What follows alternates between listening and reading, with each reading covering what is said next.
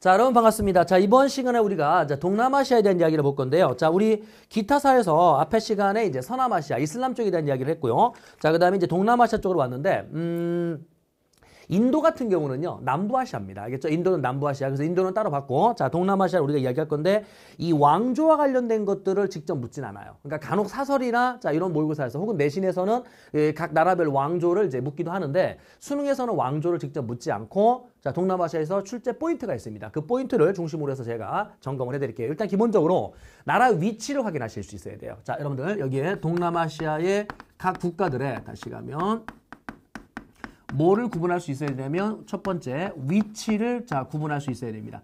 그럼 이 위치는 자 뒤에 넘어가시게 되면은 교재의 몇 쪽이죠? 네, 107쪽. 107페이지에 가게 되면 다시 가면 자 페이지 107쪽입니다. 여기 지도가 있는데요. 그 지도에서 이제 두 번째 지도. 두 번째 지도에 동남아시아 각 국가들의 위치가 표시되어 있는 자, 요게 있을 겁니다. 시험 문제는 이걸 어떻게 주냐면 그 나라 위치를 자, 백지도로 줘요. 백지도로 가국가, 나국가, 다국가, 라국가 이런 식으로 주거든요. 그래서 가나다라 국가에 대한 설명으로 올바른 것은 이런 식의 이제 문제가 출제됩니다. 아니면 여기에 있는 어떤 사료를 준 다음에 이 사료와 관련된 국가를 찾으시오. 그래서 나라 위치를 가나다라 이렇게 이제 또 준다는 거죠. 아무튼 기본적으로 위치는 알고 계셔야 된다는 겁니다. 자, 이때 동남아시아의 자 위치를 자 대략 한번 그려본다면 자 여기에 있는 자 이런 식으로 제가 묘사를 해볼게요. 여기에서 요거 자 3천여 개의 서금 작은 섬으로 구성되어 있는 요 나라가 누구냐면 바로 필리핀입니다. 자 필리핀. 자 그리고요 크게 4개의 섬으로 되어 있는 나라가 뭘 거예요. 자 하나 둘 셋 넷. 그래서 여기 있는 뭐 수마트라 섬, 자 자와 섬, 그리고 보르네오 섬, 자 그리고 셀레베즈 섬 이렇게 크게 4개의 섬으로 되어 있는 나라가 있는데 물론 이 보르네오 섬의 위쪽 부분, 저 위쪽 부분은 또 빗금이 다르네요, 그죠? 그러면은 제가 빗금을 이렇게 긋게요. 요거 하고 여기 부분하고 자 여기 부분하고 여기에 있는 요거 자 이런 식으로 우리가 이야기를 하면 요게 누구냐면 인도네시아입니다. 됐죠? 자 인도네시아 요거를 여기다 그어야 되네요. 자 인도네시아. 크게 4개의 섬으로 되어 있네요. 인도네시아. 자, 말도 안 되는 얘기. 그러면, 자, 인도네시아다. 이렇게 이야기하기로 하고. 위쪽에 보면은요, 여기에 누가 보이냐면, 베트남이 있을 겁니다. 자, 베트남. 자, 그리고 베트남의 왼쪽 편에 누가 보이냐면, 캄보디아가 보일 거고요. 자, 위쪽에 라오스가 있을 겁니다. 그러면 베트남, 캄보디아, 라오스 이 3개의 나라를 묶어서 이게 인도거든요. 자, 그 다음에 이쪽 위에 차이나, 중국이 있잖아요. 그래서 인도와 중국 사이에 껴있는 반도다. 그래서 인도, 차이나 반도라고 얘기합니다. 자, 3나라 확인해 보시고요. 그 다음에 이제 오른쪽에 가게 되면은 자, 누가 보이냐면 미얀마가 있습니다. 자, 여기 있는 자, 미얀마. 자, 그리고 요 아래쪽에 가게 되면은 자, 말레이 연방, 말레이시아가 있거든요. 말레이시아. 그러면 제가 지금 자, 빗금을 그었었을 때 여기에 있는 요 색깔, 요거 하고 그 다음에 여기 자, 보르네오 섬의 위쪽 빗금이 같아요. 자, 여기하고 여기하고 빗금이 같고 자, 여기에 빗금이 같은데 여기가 미얀마고 지금 얘기한 요게 말레이시아입니다. 그러니까 말레이시아는 2개로 떨어져 있네요. 아무튼 자, 여기는 누구의 식민 지배를 받았냐면 영국의 자, 식민 지배를 받을 겁니다. 아무튼요. 여기는 말레이 연방.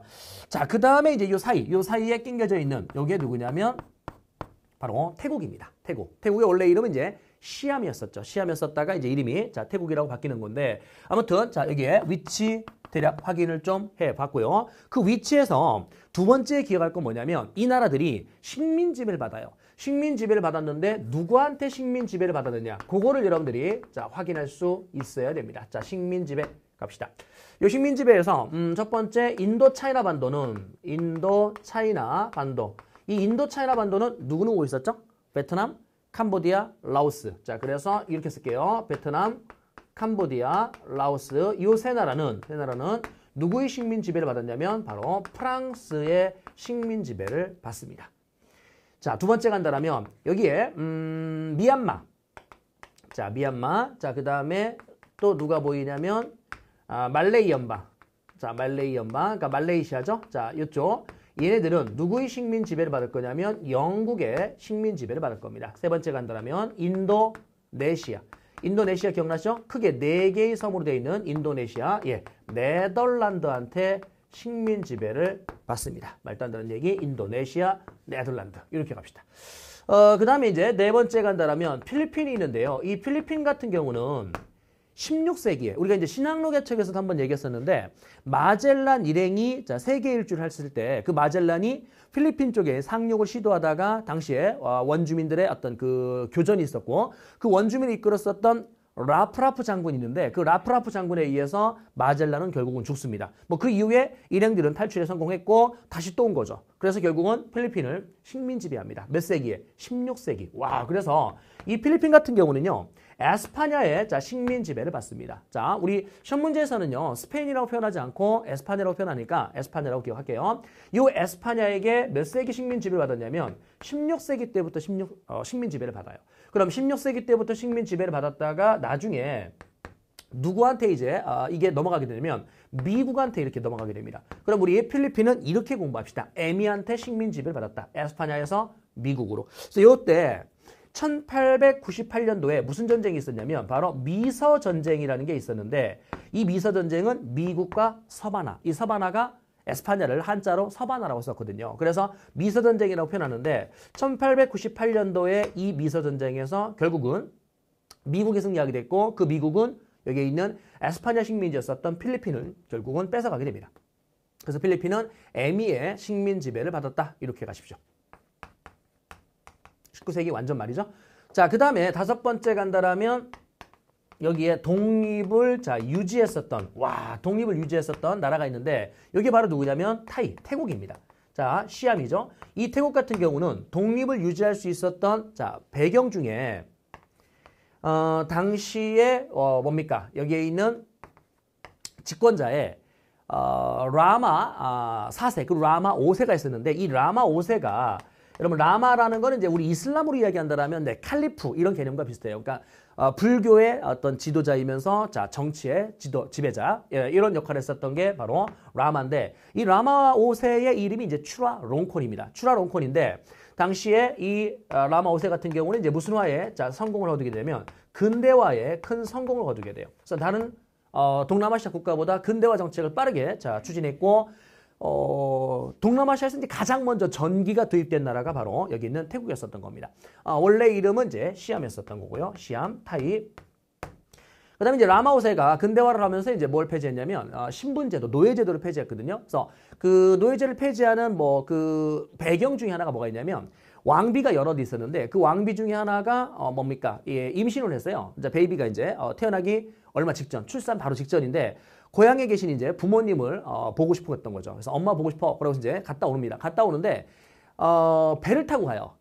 큰 강을 이제 건너야 되기 때문에 자 배를 타고 건너갔다가 돌아오는데 갑자기 이제 그 태풍 같은 게 불어오면서 파도가 좀 거칠게 물론 강물이지만 어쨌든 태풍이 불면서 배가 흔들린 겁니다. 그때 자 이 왕비가 강물에 빠진 거예요. 빠졌는데 거기서 이제 계속 허우적대는 겁니다. 근데 알고 봤더니 거의 이제 그 폭우에 다다라서 실제 거기에 내려보면 여기 있는 가슴 높이 정도뿐이 안 되는 거야. 그러니까 물이 잠기는 높이가 아니었음에도 불구하고 수영을 못하다 보니까 이 왕비가 당황을 하면서 계속 어떻게 돼? 허우적 물 계속 먹으면서 결국 죽음에 이르게 된 겁니다. 근데 자 그때요. 당시에 이 나루토 주변에는 많은 사람들이 어떻게 돼요? 지켜보고 있었던 거야. 아니 배가 지금 뒤집어졌고 실제 높이는 자 사람이 키에 잠기지 않는 가슴 높이 정도뿐이 안 되고 걸어 들어가서 이렇게 구해와도 되는데 아무도 왕비를 구해주지 않았던 거예요. 이 모습에 이제 왕이 화가 난 겁니다. 그래서 그들을 불러다가 너희들 왜 안 구해줬니? 라고 물어봤더니 여기 있는 이 노예의 신분이 일반 자 왕족이나 귀족 이런 뭡니까 양인들 그 양인들의 평민들의 어떤 그 신체를 접촉하게 되면 그 자체가 곧 사형인 거야. 몸을 접촉하면 안 되는 거야. 와 이런 어떤 노예제도의 어떤 한계점 이로 인해서 결국 왕비가 죽음에 이르는 거 아닙니까? 누구나 걸어 들어가서 구해줘도 될 거리에서 깊이였음에도 불구하고 아무도 구해주지 않았기 때문에 결국 죽음에 이르게 된 거죠. 한심하다. 이러니 나라가 이렇게 발전이 못 되는 거 아니냐. 안 되겠다. 신분제 폐지하자. 그래서 결국은 이제 노예제를 폐지하고 근대 문물을 수용하고 자 나름의 근대화의 성공을 거뒀던 이게 이제 독립을 유지할 수 있었던 하나의 배경이고요. 또 하나는 뭐가 있냐면 이런 게 있답니다. 자 여기에 있는 영국과 프랑스의 무슨 지대 역할을 했냐면 완충지대 자 역할을 해요. 이게 뭔 말이냐면 아까 제가 식민지의 위치를 나라 위치를 설명해 드리면서 여기에 있는 요 색깔 요게 누구였었습니까? 요게 바로 영국이 지배했었던 곳이거든요. 여기가 미얀마, 여기는 말레이 연방. 그랬을 때 영국이 이쪽에 있고요. 그러면 오른쪽에 있었던 자 베트남과 캄보디아와 라오스 이 세 나라는 자 누가 지배했습니까? 프랑스가 지배했죠. 그럼 그 사이에 지금 낑겨져 있잖아. 그죠? 그러니까 여기 있는 이 태국의 위치가 지리적으로 봤었을 때 왼쪽에는 영국이 있고 오른쪽에는 프랑스가 있는데 그들이요. 예를 들어서 영국이 먼저 야 여기도 먹어볼까? 라고 침략을 하게 되면 당연히 프랑스도 어떻게 돼요? 숟가락을 디밀 거 아닙니까? 거꾸로 이제 프랑스가 먼저 숟가락을 디밀면 영국도 숟가락을 디밀 거고 그럼 두 나라가 뭐 할 수밖에 없습니까? 두 나라가 충돌을 일으킬 수밖에 없죠. 야, 안 되겠다. 그냥 서로 여기는 눈치만 보는 이런 자 지리적 위치의 장점을 충분히 살렸다는 거죠. 아무튼 그래서 영국과 프랑스의 완충지대 역할을 했기 때문에 이들이 자 뭐를 식민 지배를 자 받지 않게 됐고요. 나중에 1차 대전에 참전합니다. 1차 대전에 참전해서 이 태국 같은 경우는 승전국이 돼요. 승전국이 되면서 국제적인 어떤 지위가 높아집니다. 지위가 높아지면서 열강들과 체결되었었던 많은 불평등 조약들이 있잖아요. 이런 것들을 다 파기를 하면서 나름대로 독립된 국가로서의 위상을 계속 쭉 유지할 수 있었다. 다시 마무리하면 여기 있는 동남아시아의 많은 국가들은 식민 지배를 받았는데 그 식민 지배에서 자 각각의 누구의 지배를 받았는지를 여러분들이 확인해라. 인도차이나 반도는 프랑스, 자 미얀마와 말레이 연방은 영국, 인도네시아는 네덜란드, 그 다음에 필리핀은 에미의 식민 지배를 받았다. 그리고 이제 독립을 유지했었던 유일한 나라가 누가 있었다? 태국이 있었다는 거. 자 이렇게 마무리하겠습니다. 갑시다. 그러면 요 식민 지배에서요. 자 이들이 그들의 지배에 벗어나기 위한 자 민족운동, 독립운동을 펼칠 거 아닙니까? 그 각각의 독립운동에는 어떤 단체와 어떤 인물들이 있었는지 자 요거를 여러분들이 뭐 하셔야 되냐면 암기를 하셔야 됩니다. 자 민족운동 가볼게요. 자 인도차이나 반도 쪽에서 자 베트남, 캄보디아, 라오스 그중에 이 베트남을 먼저 보는데 캄보디아와 라오스 같은 경우는 그 해안가에서 좀 깊숙이 들어가 있잖아요. 그래서 프랑스가 실제 식민 지배를 했지만 이쪽에 동남아시아의 열대 기후거든요. 그러니까 밀림, 정글이 우거져 있기 때문에 그 내륙 깊숙이까지 자 완벽한 어떤 식민 지배, 아까 자원 약탈이나 이런 것들을 효과적으로 못했었던 겁니다. 그러다 보니까 캄보디아나 라오스 쪽에 대해서는 자 프랑스의 어떤 식민 지배의 장악력이 좀 약해. 그러니까 이제 저항도 약한 겁니다. 그래서 교과서에 따로 언급되는 게 없고 베트남 같은 경우는 이제 해안가를 쭉 끼고 있잖아요. 그래서 프랑스가 이제 해안가 주변에 있는 도시들을 자 지배를 하는데 이때 이 베트남에서 프랑스에 대한 저항을 했었을 때 자 뭐가 있었냐면 근황운동이라는 게 있어요. 자 근황운동이라는 게 있는데 이 근황운동은 요거를 한 번만 제가 정리를 해드릴게요. 뭐냐면 1914년도에요. 몇 차 대전이 있었냐면 1차 세계대전이 있었어요. 자, 1차 대전이 있었고 여기에서 거꾸로 10년을 빼보십시오. 10년을 빼면은 1904년 아닙니까? 자, 이게 무슨 전쟁이냐면 러일 전쟁이야. 그리고 다시 여기서 10년을 빼볼게요. 10년을 빼면은 1894년 아닙니까? 자, 이게 무슨 전쟁이냐면 청일 전쟁이고요. 다시금 여기서 10년을 빼면 1884년 이게 무슨 전쟁이냐면 바로 청푸 전쟁입니다. 그럼 우리가 이걸 볼 건데 이 청푸 전쟁이 벌어지게 되는 배경 중에 하나가 뭐가 있냐면 1883년도에 후에라는 도시가 있어요. 베트남에 후에라는 도시가 있는데 이 후에라는 도시에서 체결된 조약 후에 조약. 그러니까 후에 조약은 프랑스가 자 베트남을 예전에 이미 1860년대에 개항을 시켜놨고 그 이후에 이제 침략을 가속화시키면서 베트남을 무슨 국으로 만들어버린 거냐면 보호국으로 만들어버린 겁니다. 그러니까 쉽게 얘기하면은 우리나라가 일본에게 을사득약을 통해서 외교권을 박탈당했던 이거와 이제 비슷한 케이스가 된 거죠. 그래서 그들의 보호국이 돼버린 겁니다. 프랑스의 보호국이 됐죠. 그랬더니 저 위에 있는 청나라가 어이 프랑스 여기는 베트남은 내 똘만이야 괴롭히지 마 라고 하면서 개입을 하게 됐고 자 이제 청푸 전쟁이 벌어진 겁니다. 그럼 여기 당시에 베트남의 황제가 이제 하몽이 황제인데 그 하몽이 황제는 자 누구를요? 여기에 있는 청나라 오빠를 믿고 그래 청나라 오빠가 우리를 구해주겠군 라고 이제 믿고 기다렸는데 결국은 청나라가 어떻게 돼요? 깨진 겁니다. 자 프랑스가 이겨버린 거죠. 자 그래서 결국 하몽이 황제는 자 청나라에 대한 실망 그러면서 뭐라고 그러냐면 베트남 내에 있는 자 유교적 지식인들 그 지식인들한테 자 우리 황제를 중심으로 나 하몽이를 중심으로 똘똘똘 뭉쳐다오 라고 호소하게 됐고 자 그를 통해서 프랑스에 저항했었던 운동 이게 바로 근황운동입니다. 그래서 근황운동은 하몽이라는 황제를 중심으로 해서 프랑스에 저항했었던 건데 당시에 이 프랑스는 하몽이 황제를요 아프리카의 알제리로 유배를 보냅니다. 알제리로 유배를 보내서 결국 근황운동은 자 좌절이 됐었던 거죠. 그래서 근황운동이라는 자 나름의 저항 운동이 있었으나 자, 실패하게 되었다더라. 두 번째, 근대화 운동이 또 전개되는데 이 근대화 운동이라는 걸 통해서 실력을 키우자. 그래서 프랑스에 저항하자. 이런 거 아니겠습니까? 그럼 근대화 운동에서 판쭈찐. 자, 판쭈찐. 이 판쭈찐이 판쩌우찐이라고 하는데 판쭈찐이 뭘 만들었냐면 통킹 의숙이라는 학교를 만들어요. 통킹 의숙이라는 학교를 만드는데 이 학교는 만들어진 지 자, 1년을 넘기지 못하고 결국 프랑스의 탄압을 받으면서 이제 폐교가 됩니다. 그래서 의숙이라는 게 이제 학교인데요. 일본에 가면은요, 후쿠자와 유키치라는 자, 근대화의 중심 인물이 있었는데 그 후쿠자와 유키치가 만든 게이오 의숙이라는 학교가 있었고 그 게이 의숙이라는 학교를 벤치마킹해서 만든 학교가 바로 통킹 의숙입니다. 자, 이번에는 판보이쩌우. 이 판보이쩌우 같은 경우는요. 판보이쩌우 같은 경우는 첫 번째 뭘 했냐면 동유운동이라는 걸 할 건데 자, 베트남 유신회라는 모임을 만들어요. 자, 베트남 유신회라는 모임을 만들어서 일본의 메이지 유신을 벤치마킹하자. 그래서 일본의 메이지 유신을 벤치마킹하기 위해서 유학생들을 보내는 운동을 합니다. 자, 이를 뭐라고 하느냐면 동유운동이라고 얘기합니다. 그래서 베트남 유신회 동유운동이라는 걸 전개했다. 하지만 자, 여기에 있는 자, 누구의? 프랑스의 탄압으로 마찬가지로 이 동유운동은 결국은 중단이 됩니다. 중단이 됐고 당시 판보이쩌우는 자, 어디로 가게 되냐면 중국의 광동성으로 갑니다. 이 운동이 좌절된 이후에 광동성으로 가서 머물고 있는데 때마침 뭐가 벌어졌냐면 신해혁명이라는 게 벌어졌어요. 그래서 그 신해혁명에 성공하는 모습을 보고 감명을 받은 겁니다. 그렇지. 자, 우리도 자, 여기 있는 중국의 신해혁명과 같은 그런 혁명을 일으켜서 공화정의 정부를 만들어야 된다. 라는 생각을 하면서 뭘 만들게 되냐면 베트남 광복회라는 걸 자, 결성하게 됩니다. 이 베트남 광복회는 이제 광동성, 중국에서 자, 결성이 됐고요. 자, 비교해 볼게요. 베트남 유신회를 활동할 때는 일본의 메이지 유신을 벤치마킹했기 때문에 여기서는 입헌군주제를 추구합니다. 입헌군주제. 반면에 베트남 광복회는 신해혁명의 직접적인 영향으로 만들어진 거거든요. 그럼 신해혁명의 직접적인 영향으로 만들어진 이 베트남 광복회에서는 공화정이란 정부 형태를 추구해요. 그래서 나름의 자, 무장 투쟁을 전개했었던 게 바로 베트남 광복회입니다. 자, 명칭 계속 확인하시고요. 세 번째 간다라면 이 베트남에서 가장 중요하게 될 인물 중에 하나가 바로 호치민입니다.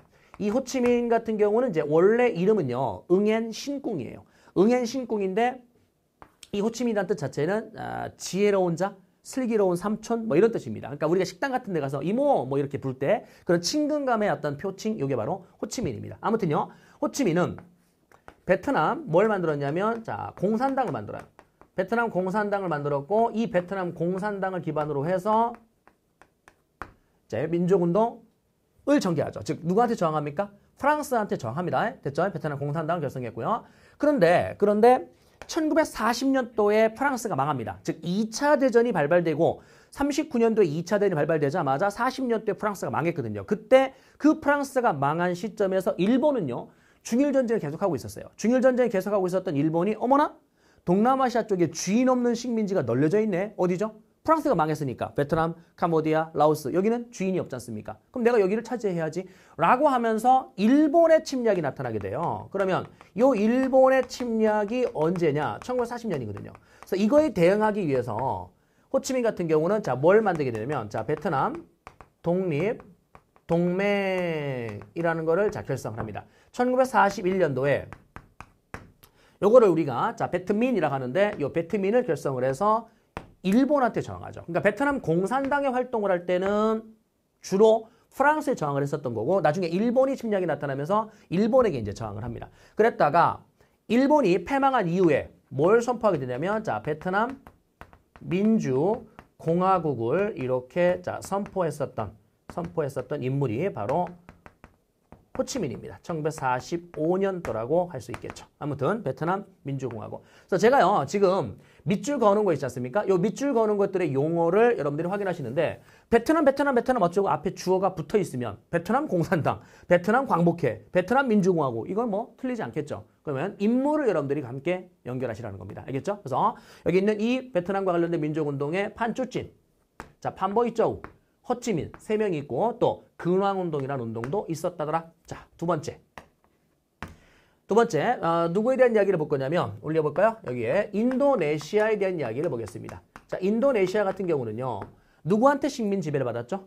네덜란드한테. 그럼 네덜란드한테 저항하는 과정에서 어떤 단체가 만들어졌냐면 부디 우투모라는 단체가 만들어져요.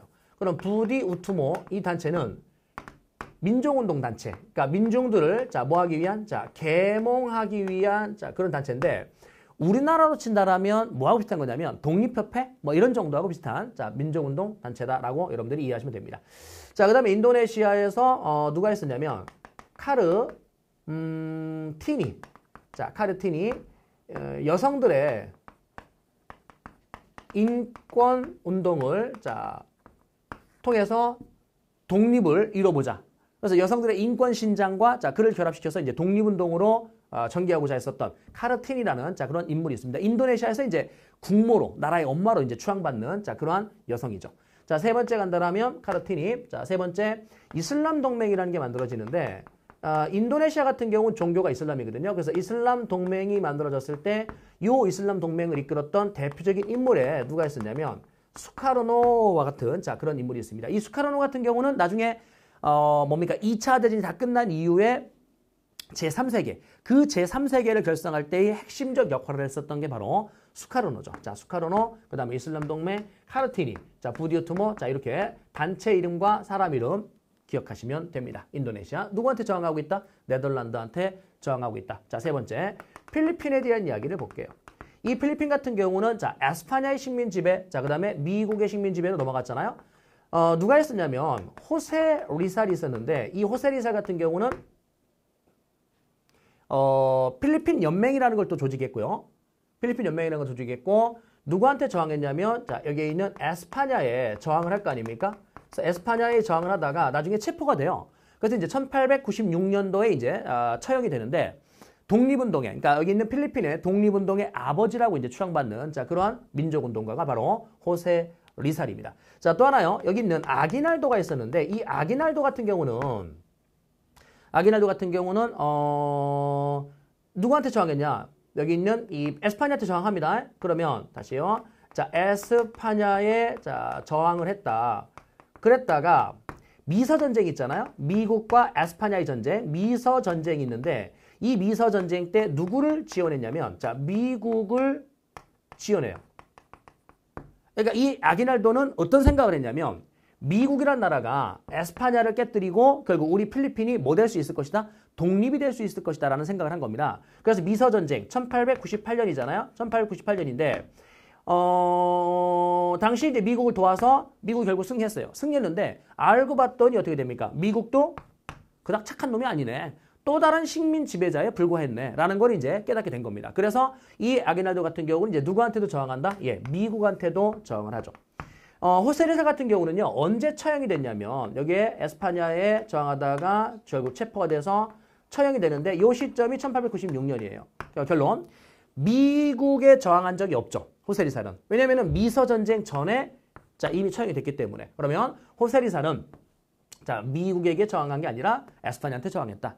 아기날도 같은 경우는 에스파냐에도 저항을 했고 나중에 미서전쟁 때 미국을 지원했으나 미국한테 뒤통수를 맞았다. 아이고야 안 되겠다. 미국한테 이제 저항하는 핵심적 민족운동가의 역할을 했던 게 바로 아기날도입니다. 그리고요. 지금 이야기한 이 호세 리살과 아기날도는요. 전부 다 어디에 함께 가담했냐면 카티푸난. 자, 카티푸난. 이 카티푸난 같은 경우는 이제 독립운동 단체. 그러니까 무장단체예요. 무장단체인데 예를 들어 우리나라 같은 경우 이제 그 대한민국 임시정부가 충칭에 정착해서 한국광복군 이런 거 만들었잖아요. 그러니까 카티푸난이라는 게 여기 있는 필리핀의 독립을 위해서 조직된 하나의 무장단체인데 그 무장단체에 다 같이 함께 가담을 해서 활동을 합니다. 호세 리살도 여기에서 활동을 했고 아기날도도 여기에서 활동을 한 적이 있었다는 거죠. 그래서 필리핀 같은 경우는 사람 이름 둘, 호세 리살과 아기날도, 그 다음에 단체 이름의 카티푸난. 자, 이 정도 여러분들이 확인하시면 되고요. 인도네시아 말씀드렸고요. 베트남이 제일 복잡하죠. 베트남이 제일 많아요. 그래서 이 정도 여러분들이 확인을 해 두시기 바라고요. 그 나머지 국가들은 교과서에 언급된 게 없어요. 그러면 하나 더 추가 설명해 드린다면 뭐 있죠? 독립을 유지한 나라가 있었다. 민족운동에서 여기에 있는 베트남, 인도네시아, 그리고 어디까지 봤고요? 필리핀까지 봤죠. 그러면서 이제 독립을 유지한 나라는 누가 있었고? 태국이 있었다. 그 독립을 유지할 수 있었던 배경은 아까 설명해 드렸습니다. 영국과 프랑스의 완충지대, 그리고 당시의 집권자인 라마 5세가 정치를 차렸다더라. 끝인가요? 자, 보세요. 동남아시아 문제가 나올 때 제일 먼저 동남아시아 국가들의 뭘요? 위치 기억해라. 두 번째는 누구한테 식민 지배를 받았는지 기억해라. 세 번째는 민족운동에 뭐가 있는지 기억해라. 이렇게 이제 제가 정리해드렸고, 하나 더 추가해야 되는 게 뭐냐면 이 동남아시아 국가들의 문화입니다. 자, 문화인데 이 문화 중에 종교 있잖아요. 이 종교를 꼭 구분을 지으셔야 됩니다. 그러니까 종교를 중심으로 해서 자, 정리를 해볼게요.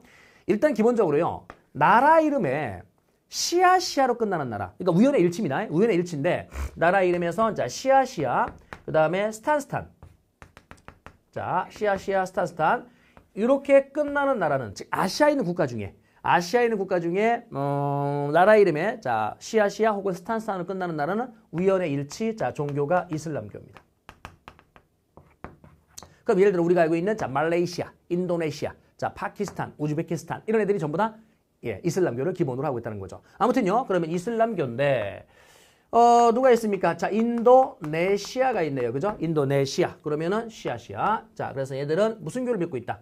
이슬람교를 믿고 있다. 그런데 오늘날에는 자, 이슬람교를 믿고 있어요. 오늘날에는. 근데 예전에요. 인도네시아가 8세기경에 사일랜드라 왕국이라는 왕국이 있었는데 이 사일랜드라 왕국이 오늘날에 이제 인도네시아와 말레이시아 이쪽으로 이제 갈라지는 거거든요. 그랬을 때 이 사일랜드라 왕국에서 뭘 만들었냐면 이런 걸 만들었대요. 보르부두르 사원이라는 걸 만들었는데 이 보르부두르 사원 얘가 무슨 불교 사원이냐면 바로 대승불교 사원입니다. 대승불교 사원이다. 그래서 8세기경에 있었던 보르부두르 사원. 하지만 오늘날에는 자, 종교가 뭐다? 이슬람교다라는 거 여러분들이 자, 정리해 보시고. 그 다음에 이제 말레이시아. 말레이시아도 당연히 종교가 뭐겠습니까? 예, 이슬람교겠죠? 시아시아 이슬람교. 자, 세 번째 필리핀 한번 가볼게요. 자, 필리핀을 가는데 이 필리핀을 갔었을 때 얘는 누구의 식민 지배를 받았습니까? 에스파냐. 그 다음에 미국. 이 에스파냐 같은 경우는 대표적인 카톨릭의 수호자 역할을 했던 나라 아닙니까?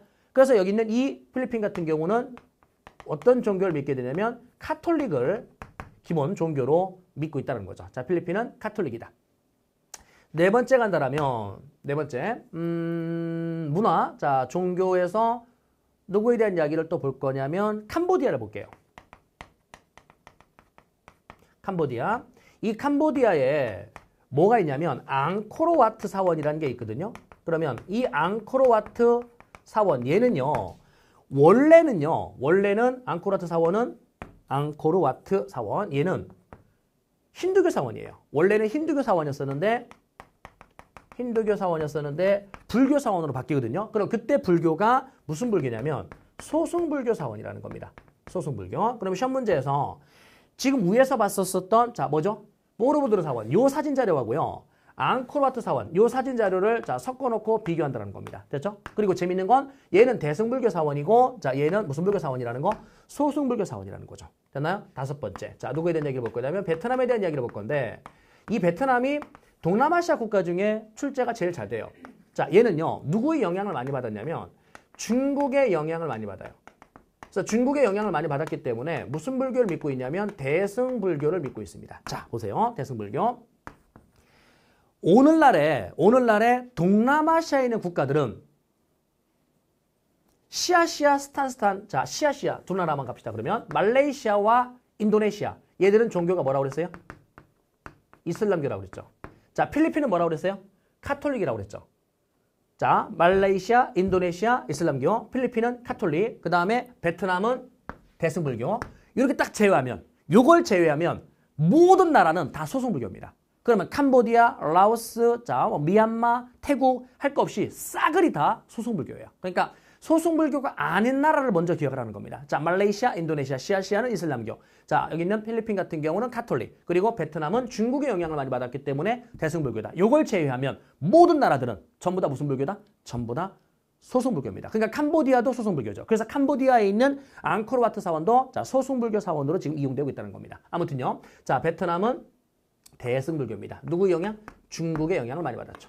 자, 세 번째 간다라면 이 베트남은 중국의 영향을 받으면서 자, 한자를 쓰게 되는데 이 한자를 썼을 때 어떤 문자가 만들어지냐면 쯔논 문자. 쯔논 문자. 츠논 문자라고도 합니다. 쯔논 문자. 네 번째. 이 베트남이요. 몽고의 침략을 받았는데 그 몽고의 침략을 막아냅니다. 몽고의 침략을 막아내면서 자, 대단하다. 다른 나라들은 몽고한테 다 먹혔는데 우리는 안 망했잖아. 역시 우리는 짱인 듯. 라고 해서 국가적인 어떤 자부심. 이거를 이제 대외적으로 과시할 목적으로 어떤 책을 편찬했냐면 대월사기라는 역사책을 편찬해요. 이 대월사기가 몽고의 침략을 막아내는 자, 당시에 베트남 쩐왕조의 어떤 그 국력을 대외적으로 과시할 목적으로 편찬된 우린 베트남은 잘난 민족이야 이런 거죠. 대월사기. 자, 다음 첫 번째 간다라면 중국의 영향을 받으면서요. 얘들이 과거제를 시행합니다. 그럼 과거제를 시행했었을 때 이 과거를 테스트하기 위한 자, 유학을 교육했을 거 아닙니까? 그래서 유학을 교육하면서 교육기관도 만들어지고 또 당시에 이제 뭐 국자감이라든지 이런 교육기관이 만들어지는데 유학 교육을 위한 교육기관 문묘가 설치되어 있어요. 자, 문묘는 여러분들 자, 누구의 사당입니까? 공자님의 사당이죠. 그래서 공자 사당에 썼던 문묘가 설치되어 있다. 자, 베트남이 가장 많이 출제될 수밖에 없는 게 자, 여기 있는 문화적인 요소에서도 다른 나라에 비해서 많다는 겁니다. 그래서 문화는요. 종교를 기본적으로 연결해야 되는데 아까도 말씀드렸듯이 시아 이슬람교, 필리핀은 카톨릭, 자, 베트남은 중국의 영향을 많이 받았기 때문에 대승불교. 요걸 제외한 모든 국가들은 소승불교다. 지금 현재 모든 국가들은. 그 다음에 자, 여기에 있는 보로부드로 사원은 지금 현재 인도네시아 땅에 있지만 이 인도네시아의 자와섬 쪽에 있는데 요 보로부드로 사원은 대승불교와 관련된 그런 사원이었더라. 하지만 지금 현재 이슬람교는 아니 인도네시아는 이슬람교다. 그리고 앙코르와트 사원은 자, 무슨 불교 사원이다? 소승불교 사원이다. 자, 이렇게 마무리를 지으시면 됩니다. 자, 가볼게요. 맨 처음에요. 동남아시아를 공부하실 때 여러분들 기본적으로 자, 위치를 기억해라. 두 번째, 식민 지배를 누구한테 받았는지 기억해라. 세 번째, 그 식민 지배에서 벗어나기 위한 민족 운동에는 뭐가 있었고 사람 이름, 단체 이름. 자, 세 번째 봐야 될 게 문화의 특징을 봐야 되는데 그 문화에서는 종교를 중점적으로 여러분들이 기억하시면 된다라고 마무리를 하겠습니다. 자, 교재 104쪽에 가셔서요. 일단 지리적인 위치 쭉 나와 있는데 지리적인 위치에서는 기억본에 보시면 이제 인도양과 태평양 그 사이에 길목에 있죠. 그러니까 여기는 이 동남아시아는 지리적인 어떤 이점에서 중개무역이 즉 대외 무역, 상업이 발전될 수밖에 없는 그런 지리적 위치를 가지고 있다는 겁니다. 자, 문화적 특징을 가게 되면은 동남아시아의 기본적인 토착 문화가 있을 거고요. 인도의 영향을 많이 받아서 인도 문화도 들어오고요. 그 다음에 중국의 영향을 받아서 중국 문화도 들어오고요. 나중에 이슬람 세력들이 들어오면서 이슬람 왕조가 또 만들어졌으니까 이슬람 문화도 들어옵니다. 그리고 16세기에는 이제 신앙로 개척으로 인해서 유럽의 문화도 들어오죠. 와, 그러면 기존의 토착 문화, 인도, 중국, 이슬람, 유럽 다양한 문화가 융합된 문화의 용광로라 불려지는 자, 그런 지역이 바로 여기 있는 동남아시아였었던 겁니다. 밑에 이제 베트남을 한번 갈 건데요. 베트남에 여러분들 그 왕조 이름이 쭉 나오는데 이 왕조 이름은 직접적으로 묻지 않을 겁니다. 됐죠? 자, 그러면 그나마 리을번에 아니야 디귿번 밑 찍어 놓을게요. 디귿번에 과거제가 도입되었다. 문묘가 설치되어 있었다. 그 다음에 이제 쩐왕조는 대월사기 밑 찍으시고요. 자, 쯔논 문자 밑 찍으시면 됩니다. 나머지 것들은 읽어보시고 자, 응웬 왕조라고 되어 있는 거 가볼게. 응웬 왕조는 세 번째쯤에 찍으십시오. 자, 청푸 전쟁을 통해서 프랑스가 완전하게 여기 있는 베트남을 식민 지배하기 시작합니다. 근황운동 밑 찍어 놓으시고요. 자, 밑에 근대화 운동 2명 밑 찍으십시오. 판보이쩌우와 판쭈찐.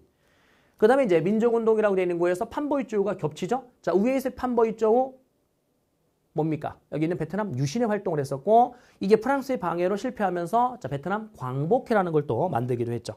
자, 오른쪽에 호치민 별표하시면 되고요.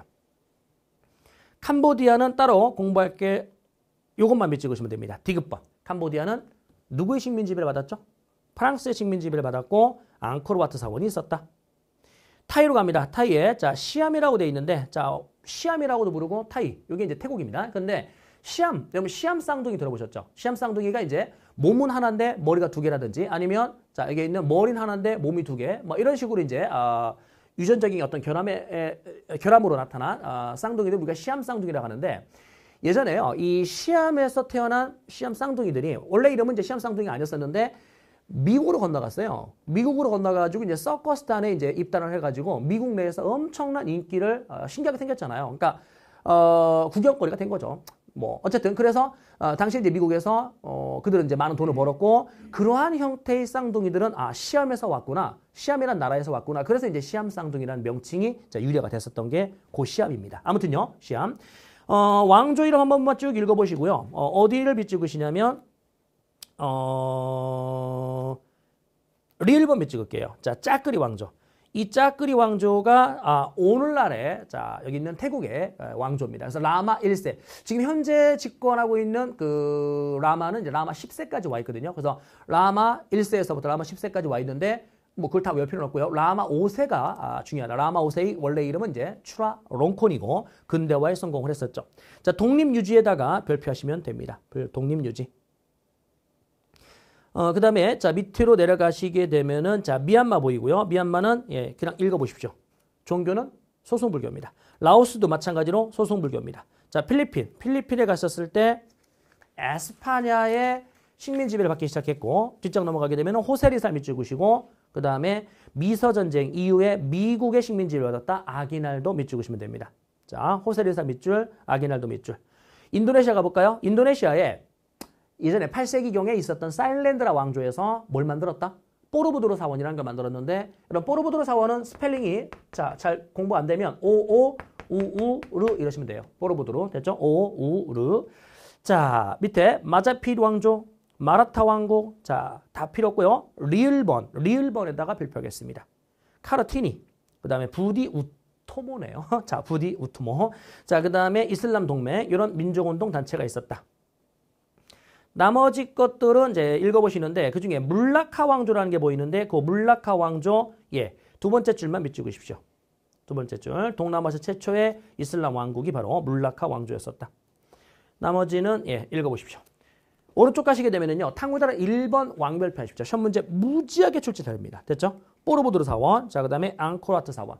자, 뽀르부드르 사원은 대승불교 사원이고 앙코르와트 사원은 소승불교 사원이라는 거. 조심할 거는 원래는 힌두교 사원입니다. 그러니까 여기 있는 이 동남아시아 쪽에서도 이제 힌두교가 들어왔었던 거죠. 하지만 힌두교는 전 세계적 종교로 발전되지 못했거든요. 왜요? 힌두교에서는 카스트 제도라는 신분 차별을 긍정했기 때문에 세계적 종교로 발전하지 못했죠. 탕후다라 2번 지도에서 나라 위치 한 번만 더 확인을 해 두시면 좋겠고요. 이번에는 동서교통로라고 되어 있는 거. 자, 요건 뭐 판서는 필요 없을 것 같은데 요 정도만 한번 가볼게요. 동서교통로는 개척된 순서. 그러니까 동서교통로가 크게 세 개가 있는데, 즉 유럽과 아시아 사이 교통로를 이제 동서교통로라 한다면 그 동서교통로가 이제 크게 세 개가 있는데 개척된 순서대로 말씀드린다면 일단은 초원길. 이 초원길 같은 경우는요. 선사시대부터 이용돼요. 선사시대. 그러니까 구석기, 뗀석기 나오는 그 선사시대부터 이용됐었던 게 초원길이고 그 다음에 바닷길이 나오게 되는데 이 바닷길 같은 경우는 문명이 탄생했을 때 문명 단계. 그래서 그 대표적인 게 뭐가 있냐면 인더스 문명. 인더스 문명 아이들과 메소포타미아 문명 아이들이 교류한 거예요. 다시 가면 메소포타미아 문명 아이들이 교류했는데 인더스 문명에서 여러분들 그 문자를 썼음을 문자를 사용했음을 알려주는 상형 문자의 증거물로 뭐가 있었죠? 인장이라는 게 있었잖아요. 그 인장이라는 게 인더스 문명 건데 어디에서도 발견된다? 여기 있는 서남아시아, 메소포타미아 지역에서도 발견되거든요. 그러면 분명 인도의 인더스 문명 건데 서남아시아 발견됐다는 얘기는 인더스 문명 아이들이 서남아시아까지 갔었다? 그렇죠. 갔었다라는 거죠. 그러니까 둘 사이에 교류가 있었다라는 겁니다. 그래서 문명 단계부터 이용됐다. 선사시대. 자, 그 다음에 마지막에 이제 개척된 게 이제 비단길인데 이 비단길은 한나라 때 장건 기억나시나요? 한나라 무제 때 한무제 때 장건을 대월지에 파견해서 동맹을 맺고자 했으나 그 동맹 관계를 성공하지 못했지만 그 과정에서 이제 사막길이 이제 개척이 되었다. 이게 개척된 순서입니다. 순서입니다. 자, 그러면 여러분들은 이걸 시험에 나오나요? 가끔 나와요. 가끔 나오는데 단독 문제로 나옵니다. 아예 단독 문제로 나오는데 이 암기하는 요령은 여기를 먼저 외우세요. 초원길. 초원길. 그러니까 초원길과 관련된 거를 먼저 외우는데 초원길과 관련된 거에서 딱 3개의 민족을 말씀드릴게요. 일단은 뭐가 있냐면 스키타이.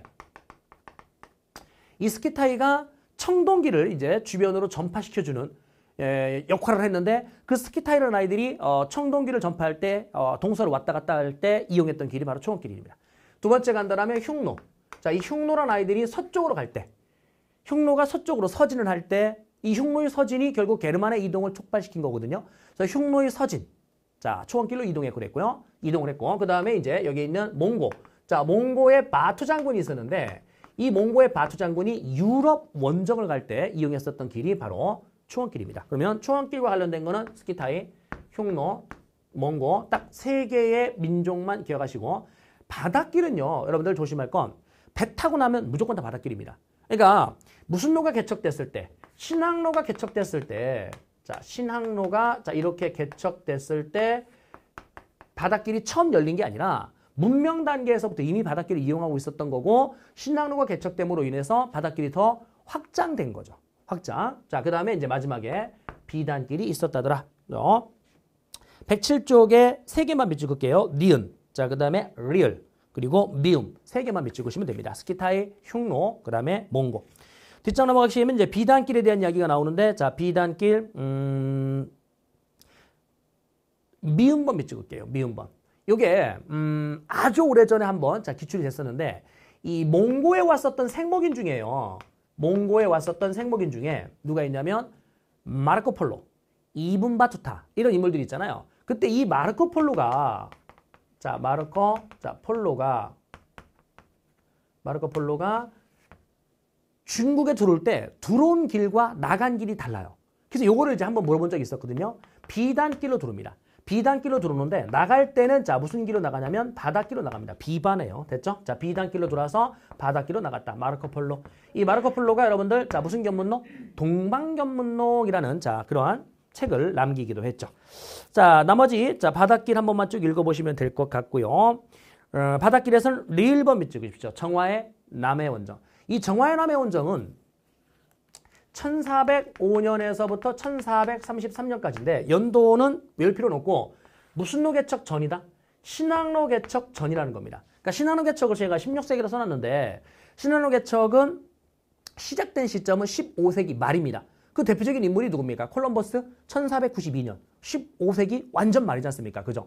그래서 15세기 완전 말에 이제 개척이 시작됐고 근데 이거는 15세기 완전 초반이잖아요. 그러니까 결론 정화의 남해 원정은 신항로 개척되기 전이라는 걸 꼭 여러분들이 기억하셔야 됩니다. 자, 밑에 서양인의 진출에서요. 마르코 폴로 밑줄, 자, 이븐 바투타 밑줄, 자, 그 다음에 교황사절단. 그 교황사절단에 많은 사람이 있네요. 카르피니, 리비리키, 자, 그 다음에 몬테, 코르비노 많은 사람이 있는데 기억번. 카르피니만 밑줄 그십시오. 좀 아까요. 동남아시아의 민족운동가 중에 그 인도네시아의 국모로 추앙받는 여성 기억나나요? 카르티니. 자, 실제 티처야. 티처. 자, 카르티니, 여기는 카르피니. 이름 참고로 구분 지어 보시고요. 밑에 이제 서양인의 진출과 관련된 영향은 많은 자연과학들이 자, 서로 어떻게 됐다? 예, 주고받게 되었다. 예, 그 정도 확인하시면 됩니다. 자, 이렇게 해서요. 동남아시아가 마무리됐고 또 동서교통로까지 함께 정리했고 다음 강의에서 이제 아메리카와 아프리카에 대한 이야기를 조금 살펴볼 수 있도록 하겠습니다.